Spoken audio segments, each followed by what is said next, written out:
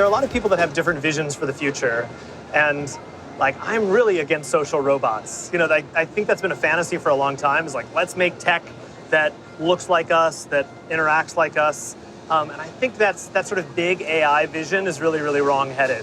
Like I'm really into incremental AI, like just a little bit of AI in a lot of things all around us, and that way we won't our expectations for it will be more reasonable. Like we'll be more sort of human scale, right? Like think about the inside of a car. Like before self-driving cars happen, we've had like windshield wipers that go on at the right time, lights that dim at the right time, like just a little bit of smarts in lots and lots of features of the car. And I think that's the way forward for technology, is like sort of thinly spread, lightly sprinkled into almost nearly everything around us.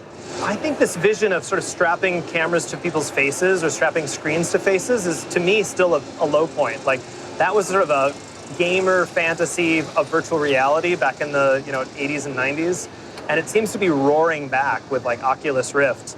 And I really doubt on it because I think it takes people out of the world, out of social interaction, and like it's sort of not the way we would hope to live in the world. It doesn't really acknowledge all of the like beauty of nature all around us, and the like how many senses we have and how all of those senses can engage. Like we have this huge skin and the sense of smell and the sense of hearing. Like all of those senses seem to sort of be disregarded by virtual reality. The opposite of VR is AR.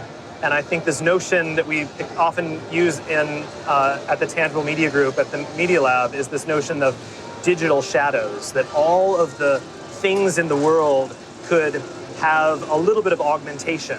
There's a story behind every tangible object in the world. Like you walk through your grandmother's house and like there's a story about when this was acquired or how the emotional connection someone had to this other object. And I think the ability to sort of project these digital augmentations onto the world, onto the architecture of the city, onto the natural world, onto the man-made world, but just a little bit of augmentation is the vision of augmented reality. And that, to me, that's a much stronger vision than virtual reality, which sort of takes us away from the world.